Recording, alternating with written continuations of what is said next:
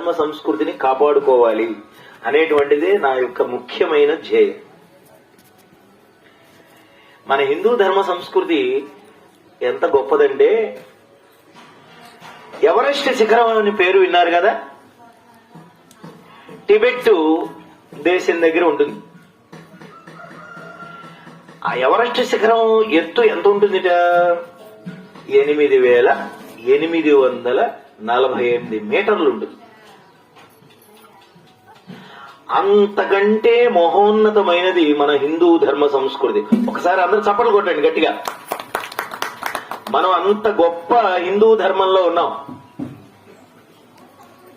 ఇంకా అంతేకాదు, చూడండి, మన భారతదేశంలో మొత్తం 1652 భాషలు ఉన్నాయి. అలాగే 28 రాష్ట్రాలు ఉన్నాయి. 29 తెలంగాణ వచ్చిందిగా, 29. అంతకుముందు తెలంగాణ కూడా మందేగా, సమైక్యాంధ్ర మంది. ఇలా ఎన్ని రాష్ట్రాలున్నా, ఎన్ని భాషలున్నా, ఎన్ని ప్రాంతాలున్నా, మన భారతదేశ సంస్కృతి ఏంటో చెప్పండి. సర్వేత్ర సుఖినః సంతు, సర్వే సంతు నిరామయాః, సర్వే భద్రాణి పశ్యంతు, మా కశ్చిత్ దుఃఖభాగ్ భవేత్ అని.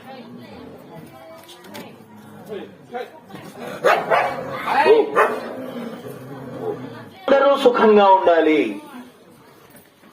అందరికీ మంచి జరగాలి, అందరూ కూడా ఆరోగ్యంగా ఆనందంగా ఉండాలి, ఎవ్వరూ ఎటువంటి బాధలు దుఃఖాలు పొందకూడదు అని కోరుకునే మతం, ధర్మం ఏదైనా ఉందంటే కేవలం మన హిందూ మతమే, మన హిందూ ధర్మమే. అందరూ బాగుండాలని కోరుకునేది. అటువంటి హిందూ ధర్మ సంస్కృతిలో మనం అందరం కూడా ఉన్నాం. సరే, అమ్మవారి యొక్క చరిత్ర చాలా విశాలమైనది. హిందూ మహాసముద్రం అంత విశాలమైందండి. ఇప్పుడే మన దుర్గా ప్రసాద్ గారు ఒక అరగంట సమయం ఉందండి, మీరు చెప్పేసేయండి అన్నారు. చెప్పడానికి ప్రయత్నం చేస్తాను.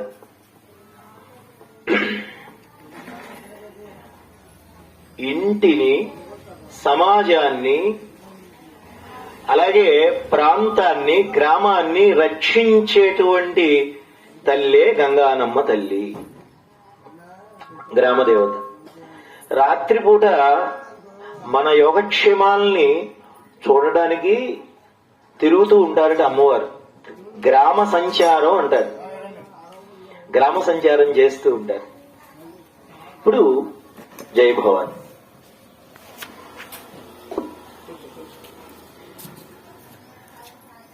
ఈ దేవీ భాగవతంలో ఉన్నటువంటి ఈ అమ్మవార్లు, గ్రామ దేవతలు ఎవరైతే ఉన్నారో, ఎంత అద్భుతమైన విషయాలు వర్ణించబడి ఉన్నాయంటే, ఇప్పుడు మనం ఊరెళ్ళాలనుకోండి, 2 రోజుల పాటు, 4 రోజుల పాటు,